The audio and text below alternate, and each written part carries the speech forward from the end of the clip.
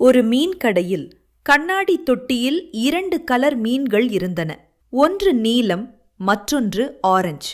ஒரு நாள் நாம கடலுக்கு போயிடணும், சுதந்திரமா நீந்தணும் என்று தினமும் கனவு கண்டன.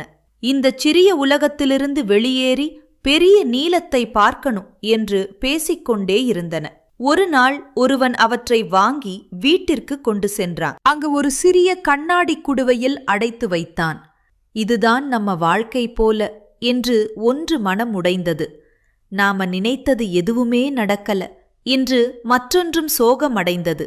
இருந்தாலும் அந்த 2 மீன்களும் நாம் கடலுக்கு சென்று விடுவோம் என்று பேசிக் கொண்டிருந்தன.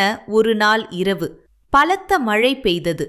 அந்த மழை நீர் ஜன்னலில் ஓரம் வைக்கப்பட்டுள்ள மீன் குடுவைக்குள் வர ஆரம்பித்தன. அந்த மீன் தொட்டி நிரம்பி அந்த மீன்கள் ஜன்னல் வழியாக வீட்டின் வெளியே உள்ள சாக்கடையில் விழுந்தன.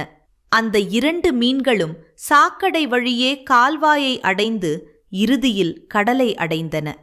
அந்த 2 மீன்களும் அந்த பெரிய நீலத்தை பார்த்து ஆச்சரியப்பட்டன. பின்னர் சுதந்திரமாக நீந்த ஆரம்பித்தன. இந்த கதையின் மூலம் என்ன தெரிந்து கொள்வோம் எனில், நீங்கள் என்ன ஆக வேண்டும், என்ன சாதிக்க வேண்டும் என்று நினைத்து கொண்டும் பேசிக்கொண்டும் உழைத்துக்கொண்டும் இருந்தாலே போதும். இந்த பிரபஞ்சம் ஏதேனும் ஒரு வழியில் நாம் நினைத்ததை கொண்டு வந்து நம்மிடம் சேர்க்கும். பிரபஞ்சத்தை நம்புங்கள், பாசிட்டிவாக சிந்தியுங்கள், பாசிட்டிவாக பேசுங்கள்.